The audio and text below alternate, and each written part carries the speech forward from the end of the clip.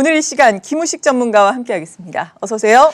안녕하십니까. 네, 계속해서 시장이 변동성을 확대를 하고 있습니다. 하방을 변동성을 확대를 하나 싶었는데 이제는 또 상방으로 변동성을 다시금 키우고 있어요. 그렇죠. 방향성을 어떻게 봐야 되겠습니까? 네, 뭐 좋은 시장입니다. 네. 분명히 좋은 시장이고 시장만 제대로 봤다면 뭐 어떤 종목이든 들고 있어도 수익이 다 날 수 있는 장이죠. 뭐 결과적으로 그렇습니다. 지난주에도 시장 그 전체적으로 중기적인 흐름 문제 없고 그리고 판 깨진 거 아니다라는 말씀 드렸고요. 다만 좀 광기만 경계하자. 그리고 대형 뭐 시크릿컬 종목들은 조정 시에만 관심을 가지자. 이런 의견을 계속 드리고 있는데 지난주부터 시작된 조정 같은 경우가 뭐 전체적으로 좀 짧고 굵게 끝나지 않겠는가라고 생각했는데 생각보다 더 빨리 끝나버린 분위기인가 아닌가라는 말씀을 좀 드리고요. 이번 주 지금 현재 시장은 과연 문제가 없는가를 또 살펴봐야 되는데 저는 판단 기준을 세 가지로 계속 보고 있죠. 네. 똑같습니다. 뭐 복잡하게 볼 게 아니라 핵심적인 건 보면 된다라고 말씀을 드리고 있습니다. 시장 관찰 포인트 세 가지는 계속 같은 말씀을 드리고 있는데 첫 번째는 변이 코로나 관련된 것이고 두 번째는 고객 예탁금과 관련된 것이고 세 번째는 연준의 스탠스와 관련된 것. 이 세 가지만 이상이 없다 그러면은 그대로 시장에 대해서는 뭐 긍정적인 의견을 들 수밖에 없다는 말씀을 드리고 지난주 문제 없었고요. 자, 이번 주 통과하면서 지금 바라보는 시점에서 놓고 본다 그러면 과연 어떤 변화가 있었던가. 변이 코로나 관련된 얘기 많이 나옵니다만은 아직 그런 얘기는 없어요. 변이 코로나가 백신을 무력화시켰다. 이게 가장 무서운데 네. 그 얘기는 아직 없습니다. 그리고 미국 시장을 잠깐 보시면은 지금 미국에서 어느 정도까지 그 코로나 상황이 진척되고 있냐면 한 작년 12월부터 해서는 확진자 수가 확실히 꺾이는 모습이 나오고 있습니다. 이런 모습들은 굉장히 좀 긍정적인 모습이다. 그렇게 봐야 되겠고 다만 이렇게 한 30만 명, 하루 30만 명의 확진자에서 지금 이렇게 10만 명대로 내려가고 있는 것이 백신 때문인가? 그건 아닙니다. 아직은. 그렇죠. 요건 이제 아무래도 마스크를 낀다든지 여러 가지 미국인들의 행동 양식이 바뀌었기 때문이고 지금 현재 백신은 하루에 134만 회분이 접종이 되고 있는데 미국인의 지금 한 7.8%가 맞았다고 합니다. 그러면 뭐 3824 한 2,400만 명 정도가 맞은 거죠. 이 상태고 지금의 속도라 그러면은 미국은 한 여름을 지나서 늦가을 정도, 한 늦여름이나 가을 정도가 되면 아마 면역 상태에 들어가지 않을까, 집단 면역 상태에 들어가지 않을까 그렇게 보고 있습니다. 네. 그리고 또 가장 빠른 쪽이 이스라엘 쪽인데 이스라엘은 지금 백신 접종 속도가 한 50% 맞았어요. 굉장히 빠르죠. 벌써요? 네. 그러면 이스라엘 쪽에서 분명히 이제 그 집단 면역이 한 3, 4월 들어갈 가능성이 높기 때문에 그쪽을 좀 주시해 보는 게 중요할 것 같고 지금 전체적인 코로나 상황을 놓고 본다 그러면 여기 우리 파우치 소장 같은 경우도 그런 얘기를 했지만은 속도전이다. 코로나 변이 바이러스 같은 경우가 워낙에 지금 확산 속도가 빠르기 때문에 그 전에 빨리 백신을 맞아서 종식시켜야 된다는 얘기를 지금 계속 하고 있죠. 속도전에 들어갔다 그렇게 봐야 되는데 전반적인 의견을 놓고 보면 이 지금 같은 그 코로나 상황, 이 언택트 상황이 우리가 생각하는 것보다는 조금 더 길어지는 분위기입니다. 네. 요건 아마 주식 투자와 관련해서도 좀 연관해서 생각해 보시는 게 좋을 것 같고요. 자, 그리고 이제 우리 국내의 이제 고객 예탁금이 또 중요하죠.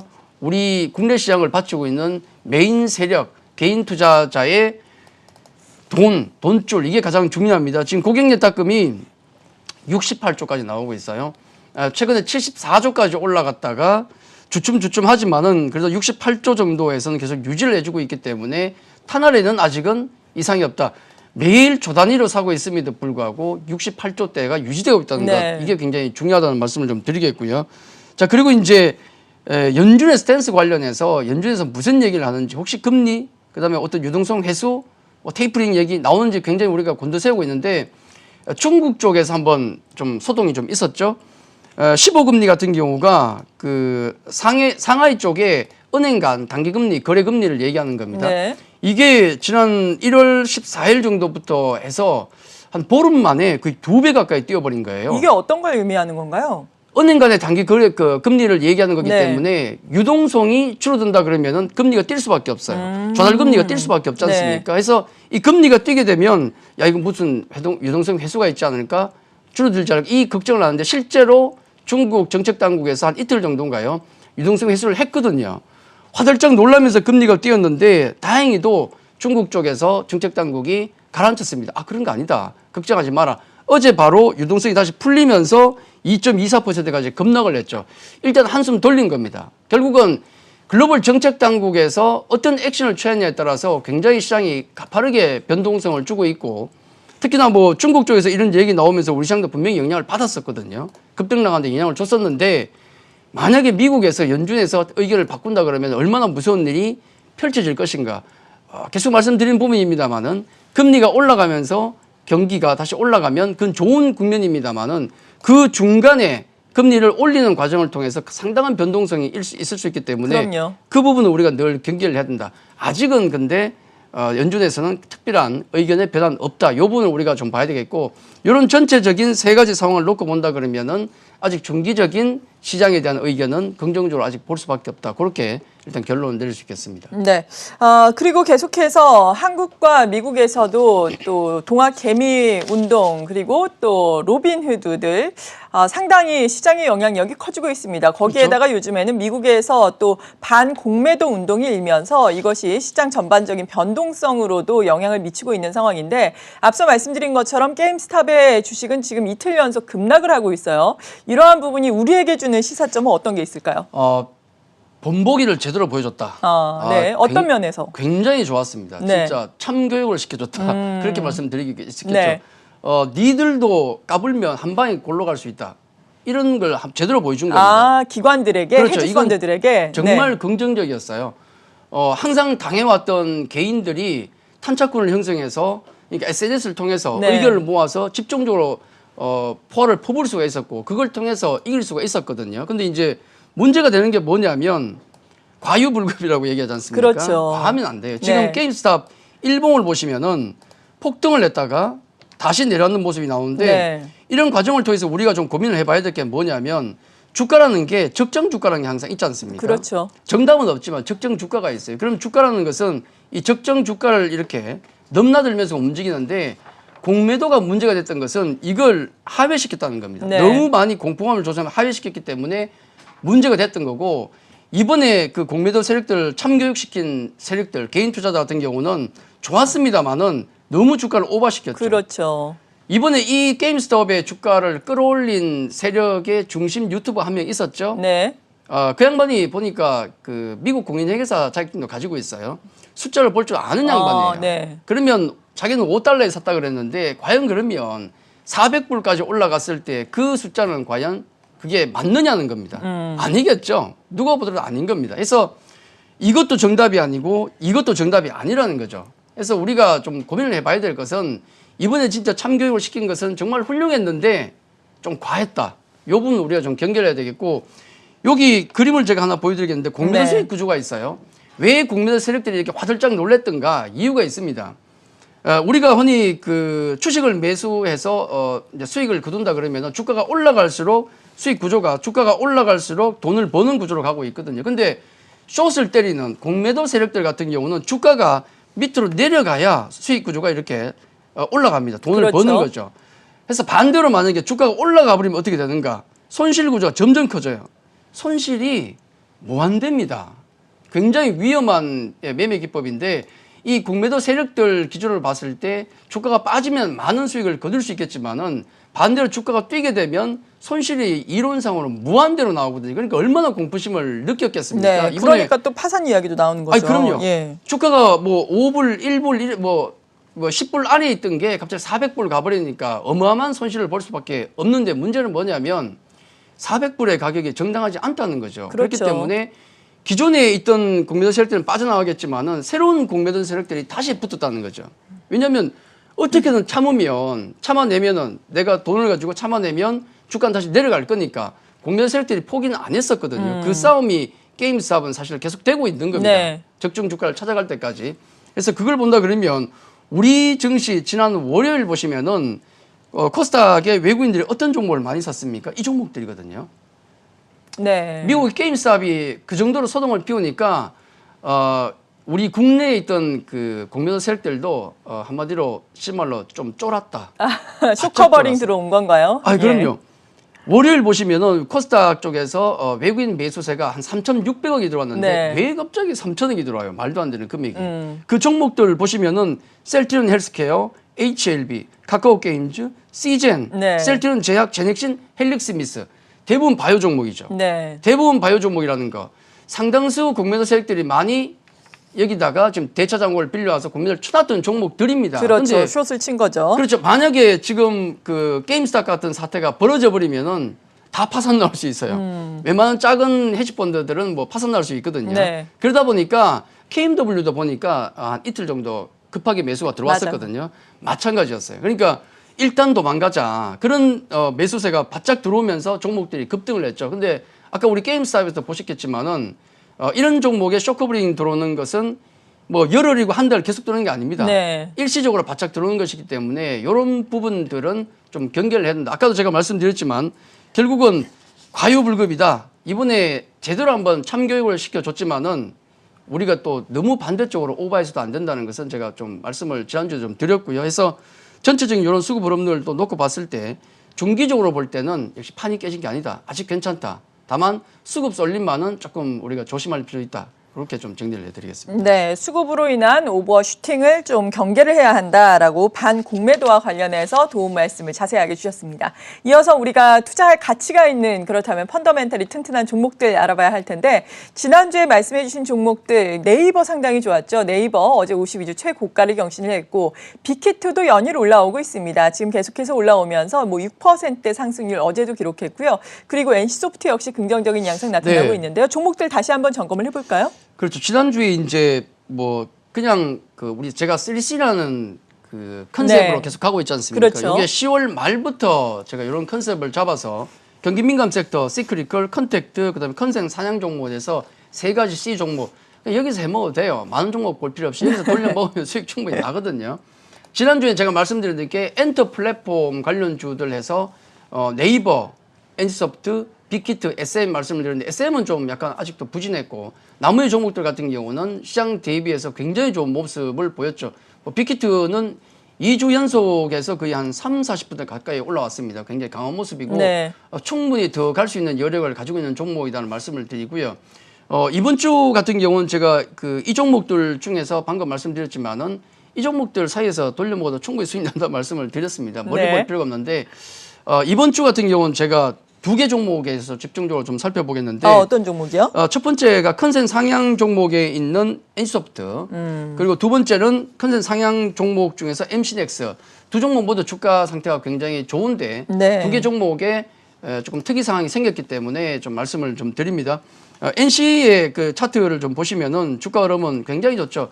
아까 제가 초반에 그 언택트 세상이 좀 더 오래 갈 수 있겠구나라는 말씀을 좀 드렸지 않습니까? 네. 거기에 해당되는 게 뭐 네이버, 카카오, 그다음에 또 게임주인 NC소프트 이런 종목들 해당이 되겠죠. 생각보다는 이 세상이 좀 더 오래 갈 것 같다. 대부분의 의견 같습니다. 지금 주가 자체가 이제 사상 최고가 100만 원을 때리고 나서 이렇게 상당히 좀 견조한 흐름을 계속 이어지고 있는데 지난주에 NC를 제가 말씀드릴 때는 그 엔터 플랫폼 관련해서 말씀드렸지만 사실은 중요한 게 메인 사업이 게임이지 않습니까? 네. 그래서 올해 나와야 될 큰 대작이 있었는데 이게 라인업 소개가 많이 늦었어요. 이 부분이 좀 우려가 됐었는데 어제 드디어 발표를 했죠. 2월 9일부터 차기 대작 블레이드 앤 소울 2 드디어 사전 예약이 들어간다. 2월 9일부터 들어간다고 네. 합니다. 그래서 2월 9일 쇼케이스가 들어가기 때문에 아마 신작이 지연될 수 있다는 그 불확실성이 사라졌어요. 그런 관점에서 보면 올해 실적도 충분히 퀀텀 점프 할 수 있기 때문에 집중적으로 또 관심 있게 보시는 게 필요하다는 말씀을 좀 드리겠고. 네. 그런데 게임즈 같은 경우에는 보통 신작 발표하면은 네. 뉴스에 파는 현상 나타나잖아요. 그렇죠. 지금 아까 방금 말씀드렸던 이 블레이드 앤 소울 2가 사전 예약이 이제 2월 9일부터 예. 들어간다 그러면은 약 2개월 정도의 예열 기간이 들어갑니다. 아, 네. 신작이 론칭되는 것은 약 2개월 후에 들어가거든요. 그러니까 그것만 방금 말씀하신 게 거의 정확한데 예. 그러면 NC를 언제까지 가져갈까요? 그러면 단계적으로 봤을 때는 약 2개월 정도는 상당히 시세가 좋을 수가 있다. 아, 왜냐하면 네. 신작 모멘텀이 이제 나오고 있기 때문에 지금 증권사의 목표가 같은 경우는 상당히 높아요. 거의 한 120에서 140 정도까지 형성이 돼 있는데 네. 일정이 확정이 되면 보통 목표가를 올립니다. 그런 리포트가 나올 가능성이 높고 그리고 또 특히 이번 주에 2월 5일 NC가 실적 발표를 해요. 네. 거기서 아마 그 엔터 플랫폼을 가는 얘기, 그다음에 금융 쪽에 진출한 이야기, 그다음에 라인업들 지금 올해 나오는 라인업만 해도 트릭스트 M이라는 자회사가 만들어낸 큰 게임이 하나가 있고 방금 말씀드렸던 대작 불소2가 있고 또 하반기에도 2개의 모바일과 PC 대작이 있거든요. 그것만 놓고 본다 그러면은 올해 NC소프트의 실적은 작년도 그랬지만은 또 한 번의 퀀텀 점프를 할 가능성이 높다라고 보는 게 좋을 것 같고 뭐 단기적으로 보더라도 사전 예약 들어가면 실제 론칭하는 시기까지 한 2개월 남았다라고 생각하면 충분히 시세를 대어낼 수 있는 기간이 아닌가 그렇게 정리를 좀 해드리겠고요. 자 그리고 두 번째 종목 같은 경우는 제가 그 MCDX에 관해서 말씀을 좀 네. 드리겠는데 어제 그 저녁에 나온 기사가 있어요. 뭐냐면 어떤 기사인가요? 이런 기사입니다. 작년에 이제 미래 먹거리를 위해서 산자부에서 어떤 부서를 만들었냐면 미래 자동차 산업과를 만들었어요. 산업화. 자율주행차를 위해서. 예. 예, 이걸 만들었었는데 그걸 이 부서를 이끌어갈 수장이 필요하잖아요. 네. 근데 분명히 이제 민간 쪽의 전문가를 영입하는 게 맞는 겁니다. 그걸 작업을 했었는데 어제 드디어 영입이 됐다고 나왔습니다. 자율주행 개발 그리고 또 관련된 상당한 특허까지 가지고 있는 현대차에 있던 분인데 현대차의 서기련 현대차 파트장이 이제 선임됐다 이렇게 나왔어요. 그리고 이제 자율주행 기술개발 혁신사업단의 단장도 이번에 임명이 됐는데 역시 현대차 쪽이었습니다. 현대차 쪽에 네. 전무인 최진우 씨가 임명이 됐다 이렇게 나와 있습니다. 뭐냐면 향후 이제 미래의 먹거리 중에 하나인 자율주행차에 대한 사업이 이제 본격적으로 가동이 됐는데 여기에 수장이 임명됐다는 것은 드디어 본격적인 출발을 알리는 것이다. 저는 그렇게 봅니다. 네. 이게 계획이 2027년까지 레벨 4, 레벨 4단계의 자율주행차를 상용화시키는 게 목표예요. 4단계라 그러면은 뭐 진정한 자율주행차라고 봐야 되겠죠. 이게 이제 본격적으로 가동이 됐다 그렇게 봐야 되는데 예전에 우리가 자율주행차가 언제쯤 나올지 고민을 해보면은 얼마 안 남았다고 생각됩니다. 지금 애플도 2024년, 27년 그러고 있지 않습니까? 그렇죠. 그렇게 보면 얼마 안 남았다는 그 가능성을 생각해 보면 자율주행차 관련된 주들은 이런 기사와 더불어서 좀 더 관심을 가지는 게 좋지 않을까.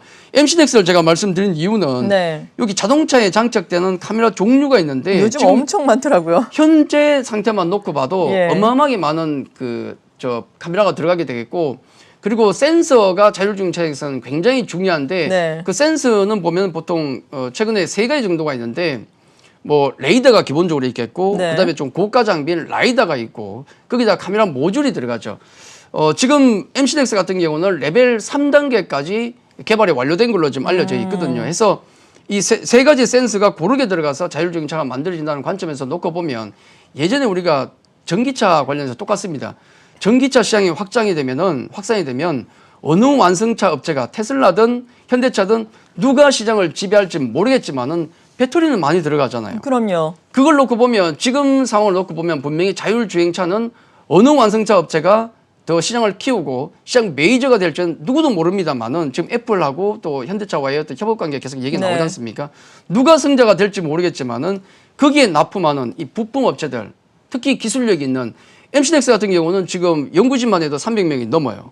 어마어마한 연구진을 가지고 있고 베트남 공장, 3공장, 4공장을 좀 만들고 있거든요. 그런 관점에서 보면 기술력이 있는 부품주들의 매출은 늘어날 수밖에 없는 구조로 가기 때문에 지금 주가 차트를 보시면은 많이 올랐습니다. 단기적으로. 네. 제가 여기 CLC 관련주로 말씀드릴 때 그때보다 지금 한 50% 가까이 올랐어요. 예. 그럼에도 불구하고 지금 PER, 퍼밸류 보면 11배밖에 안 됩니다.